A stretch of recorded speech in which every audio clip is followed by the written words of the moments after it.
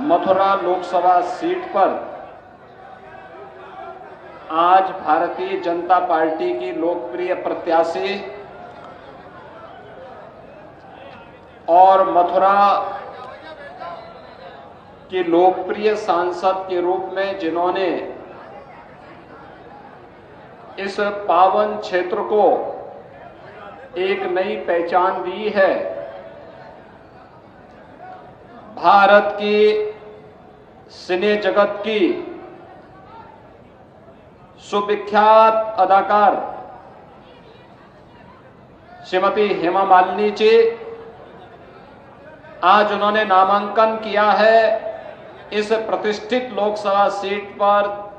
तीसरी बार उनके नामांकन के लिए मैं भारतीय जनता पार्टी परिवार की ओर से उनका हृदय से अभिनंदन करता हूं, उन्हें बधाई देता हूं।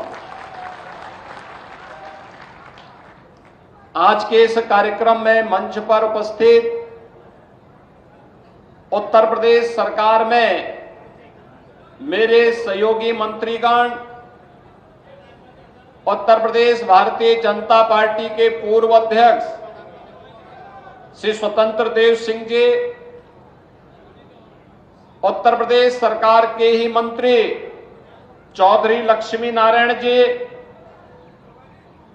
राज्यसभा के माननीय सांसद चौधरी तेजवीर सिंह जी, जिलाध्यक्ष मथुरा जनपद श्री निर्भय पांडे जी, महानगर अध्यक्ष श्री घनश्याम लोधी जी, प्रभारी अशोक कटारिया जी, हमारे माननीय विधायकगण श्री पूरन प्रकाश जी, ठाकुर मेघश्याम सिंह जी, श्री राजेश चौधरी जी, लोकसभा के प्रभारी श्री श्याम भदौरिया जी, डॉक्टर देवेंद्र शर्मा जी, जिला पंचायत अध्यक्ष चौधरी किशन सिंह जी, महापौर विनोद अग्रवाल जी, विधान परिषद सदस्य योगेश चौधरी जी, पूर्व सांसद कुंवर मानवेंद्र सिंह जी, जिलाध्यक्ष आरएलडी श्री राजपाल भंगर जी, पूर्व मंत्री रविकांत गर्ग जी, हमारे पूर्व विधायकगण श्री कारिंदा सिंह जी, चंदन सिंह जी, प्रणतपाल सिंह जी, भारतीय जनता पार्टी और राष्ट्रीय लोकदल के सभी पदाधिकारीगण और आज के इस नामांकन सभा में यहां पर उपस्थित सभी हमारे उपस्थित महानुभाव कार्यकर्ता बहनों और भाइयों, वृंदावन बिहारी लाल की इस पावन धरा को, राधे रानी की इस पावन धरा को कोटि कोटि नमन करते हुए आप सबका मैं हृदय से अभिनंदन करता हूं। आज से मथुरा प्रतिष्ठित लोकसभा सीट का नामांकन की प्रक्रिया जैसे ही पूरी होगी तो फिर जनता जनार्दन की अदालत में लोकतंत्र के इस पूरे पवित्र पर्व में हर राजनीतिक दल का प्रत्याशी अपना भाग्य आजमाने के लिए यहां पर आएगा। और सबसे विचित्र बात तो यह है कि तीसरी बार जब हेमा मालिनी जी यहां पे प्रत्याशी बनी है तो किसी भी अन्य दल के पास प्रत्याशी ढूंढे हुए नहीं मिल रहा है। उधार में प्रत्याशी ला रहे हैं और उन लोगों को उधार में भी प्रत्याशी नहीं मिल पा रहे हैं तो कांग्रेस के नेता अपना आपा खो चुके हैं। अब भारत की मातृशक्ति के प्रति अपमानजनक टिप्पणी करके आधी आबादी का अपमान करने पर उतारू हो चुके हैं।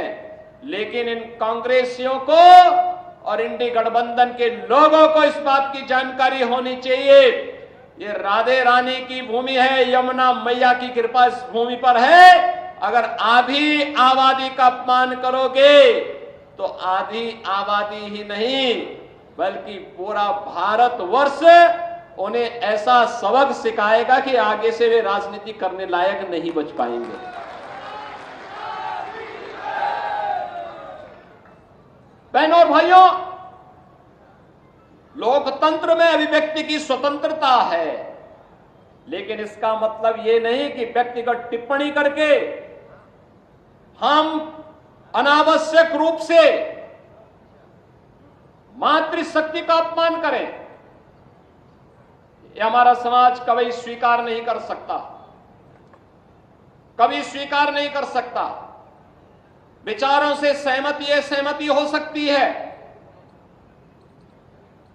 हमें व्यक्तिगत रूप से कोई व्यक्ति पसंद हो ना हो, लेकिन हम कला को, संस्कृति को, राष्ट्रीयता को या किसी जाति को टारगेट नहीं कर सकते।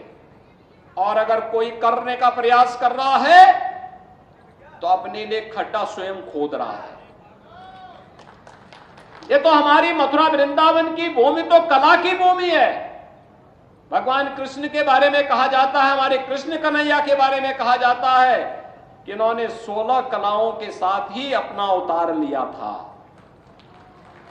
जब 16 कलाओं के साथ, संपूर्ण कलाओं के साथ अवतार लिया था, तो कला का सम्मान करने का इससे अच्छी भूमि दूसरी कौन हो सकती है। और इसीलिए भारत की सिने जगत की सबसे सुविख्यात अदाकार के रूप में जिन्होंने अपनी कला और अपनी प्रतिभा के माध्यम से भारत की परंपरा को, भारत की संस्कृति को, भारत की सिने जगत को, भारत की परंपरा और संस्कृति की कला को वैश्विक मंच पर स्थापित करने में अपना पूरा जीवन लगा दिया हो, और जिसके मंचन को देखने के लिए आज भी लाखों लाख लोग जुड़ते हैं, चाहे वे गंगा की प्रस्तुति हो, चाहे वह मीराबाई की प्रस्तुति हो, चाहे वह मां दुर्गा की प्रस्तुति हो। उस कला का सम्मान कौन भारतीय नहीं करेगा, कौन भारतीय नहीं करेगा। और यह भी अगर कांग्रेसियों को बुरा लगता है तब तो उनको भगवान भी अब बचा पाएगा कि नहीं बचा पाएगा, ये मुझे स्वयं उन पे संदेह होता है। बहनों और भाइयों, ये लोकसभा का चुनाव चल रहा है। पहले चरण के नामांकन की प्रक्रिया पूरी होने के बाद आज दूसरे चरण के नामांकन की प्रक्रिया भी पूरी होने जा रही है। अब पहले और दूसरे चरण में चुनाव प्रचार कार्य युद्ध स्तर पर आगे बढ़ेगा। मैं भी कुछ दिन पहले यहां आया था, मैंने विकास की चर्चा भी की, संस्कृति की चर्चा भी की, देश के अंदर क्या माहौल है इसकी चर्चा भी की। मैं कल आगरा में था, सायंकाल वाराणसी गया और आज फिर मथुरा में फिर आपके बीच में यहां पर आया हूं। तो उत्तर में चाहे वह सहारनपुर बिजनौर हो या वाराणसी बलिया, चारों ओर जाकर के हम ही लोग बता सकते हैं ना कि वास्तव में माहौल कैसा है और जनता जनार्दन क्या चाहती है। चारों ओर एक ही आवाज आ रही है, हर मन में एक ही बात है कि हमें मोदी जी ने 10 वर्ष तक देश के लिए जिस प्रतिबद्धता के साथ कार्य किया है, मोदी जी के प्रति कृतज्ञता ज्ञापित करते हुए हम अपना एक एक वोट मोदी जी को देंगे, कमल निशान पर देंगे और भारतीय जनता पार्टी के प्रत्याशियों को विजयी बना के भेजेंगे। सभी जगह से एक आवाज है। और बहनों और भाइयों, यह आवाज वैसे ही नहीं है। पहली बार भारतवासियों ने एक ऐसी सरकार को देखा है जो सरकार भारत के अंदर भारत की भावना के अनुरूप भारत के नागरिकों की सम्मान की रक्षा करते हुए, उनकी सुरक्षा करते हुए, उनकी समृद्धि के लिए और राष्ट्रीय स्वाभिमान को 36-56 इंच चौड़ा करते हुए दुनिया के सामने भारत के गौरव को बढ़ाने का कार्य कर रही है। यह काम मोदी जी के नेतृत्व में हुआ है। वैश्विक मंच पर बढ़ी हुई प्रतिष्ठा हो, चाहे सुरक्षित सीमाएं हो, देश के अंदर वर्ल्ड क्लास इंफ्रास्ट्रक्चर का हो, या गरीब कल्याणकारी योजनाओं का लाभ देने का हो, भारत की परंपरा और संस्कृति में पूछना चाहता हूं, कांग्रेस को देश के अंदर 60 वर्ष तक शासन करने का अवसर प्राप्त हुआ था। क्यों नहीं इन्होंने काशी में काशी विश्वनाथ धाम का निर्माण कर दिया? मोदी जी तो पिछले 2 बार से ही काशी से सांसद हैं, लेकिन कांग्रेस को तो 60 वर्ष लगे थे और 60 वर्ष तक उनका प्रतिनिधित्व काशी से था। क्यों नहीं उन्होंने अपना प्रतिनिधि, और क्यों नहीं कांग्रेस की सरकारों ने, केंद्र और राज्य सरकारों ने काशी के बारे में सोचा? क्यों नहीं उन्होंने मथुरा वृंदावन के बारे में सोचा? आखिर सपा, बसपा, कांग्रेस, इन सभी को आपने अवसर दिया था। यहां पे नगर निगम बनाने का काम हो, यह भी भारतीय जनता पार्टी की सरकार ने किया। यहां पे मथुरा, वृंदावन, बरसाना, गोकुल, बलदेव, गोवर्धन, नंदगांव, इन सभी क्षेत्रों को तीर्थ स्थल घोषित करने का कार्य था। यह भी भारतीय जनता पार्टी की सरकार ने किया। यहां पर ब्रज तीर्थ विकास परिषद के माध्यम से यहां की भावनाओं के अनुरूप यहां का विकास हो। जब यहां की सांसद श्रीमती हेमा मालिनी जी थी, तब उनके सुझाव पर हम लोगों ने यह तीर्थ स्थल घोषित करते हुए और फिर यहां के समग्र विकास की एक रूपरेखा तैयार करते हुए इस कार्यक्रम को आगे बढ़ाया। और आज आप देख रहे होंगे, आज तो देख रहे होंगे, इन सभी तीर्थों में विकास के कार्य तेजी के साथ आगे बढ़ते हुए दिखाई दे रहे हैं। बहुत सारे मामले हैं जहां न्यायालय में मामले लंबित हैं, उन कारणों से हमें थोड़ा रुकना पड़ता है। और हम तो ये मान के चलते हैं कि अंततः हमारी जीत होनी है। हमने अयोध्या के लिए 500 वर्षों का इंतजार किया, लेकिन संघर्ष से कभी पीछे हटे नहीं, और अंततः परिणाम आया। क्यों नहीं अयोध्या में राम मंदिर का निर्माण कांग्रेस और सपा बसपा वालों ने कर दिया? ये तो राम भक्तों पर गोली चलाते थे। इनके द्वारा क्या कुछ अयोध्या में नहीं किया गया? कोई राम का नाम ले ले, जय श्री राम का नारा लगा दे तो उस पर लाठी और गोली चलती थी। और आज आप अयोध्या जाएंगे, आपको त्रेता युग याद आ जाएगा, प्रभु राम के समय का स्मरण हो आएगा।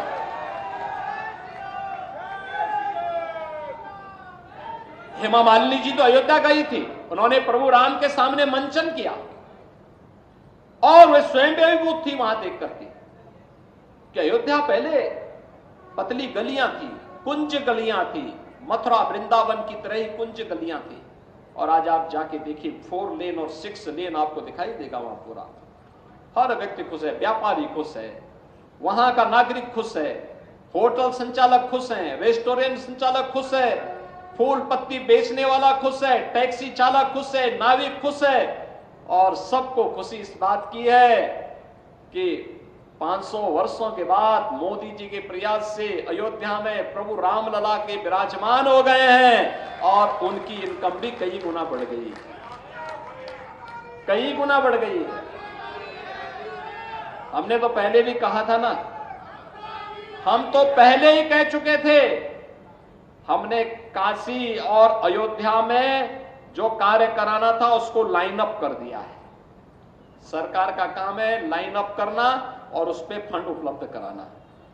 जनता जनार्दन के सहयोग से बाकी कार्यदायी संस्थाएं इन कार्यक्रमों को आगे बढ़ाती है। अब हम लोगों को पूरा फोकस करना है ब्रजभूमि पर। अब ब्रजभूमि पे हम पूरा पैसा देने जा रहे हैं। 84 कोसी की बात हो रही थी, परिक्रमा की बात हो रही थी, गोवर्धन परिक्रमा हो, बरसाना की हो, यहां की जितने भी होंगे, इन सबको भी हम यहां की भावनाओं के अनुरूप ही आगे बढ़ाने का कार्य कर रहे हैं। या यमुना मैया की शुद्धि के कार्यक्रम को आगे बढ़ाने, या यहां के कुंडों के बारे में, या यहां पे गौ माता की सेवा और उसके संरक्षण के लिए, ये सभी कार्यक्रम युद्ध स्तर पर आगे बढ़ने वाले हैं। और बढ़ने वाले हैं। इसके लिए आवश्यक है कि यहां से चुनाव जीत करके भी तीसरी बार पिछले 2 रिकॉर्ड को तोड़ते हुए हेमा मालिनी जी फिर संसद में जाए।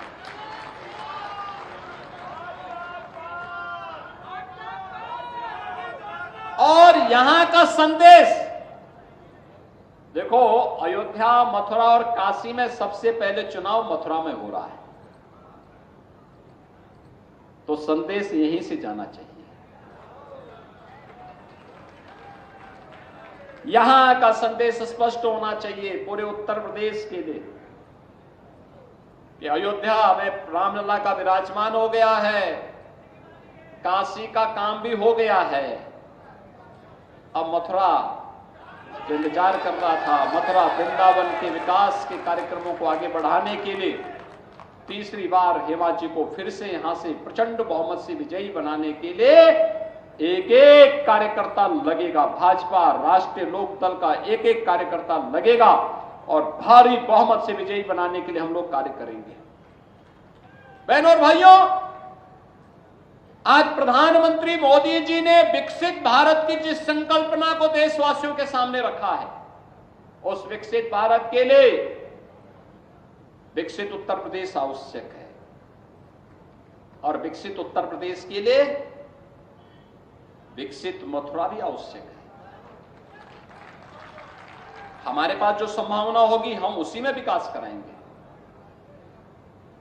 जो संभावना होगी उसमें हम विकास कराएंगे। जो क्षेत्र हमारे लिए सबसे सरल होगा, सबसे आसान होगा, उसमें हम कार्य करेंगे। हमारे पास सबसे अच्छा है स्पिरिचुअल टूरिज्म का,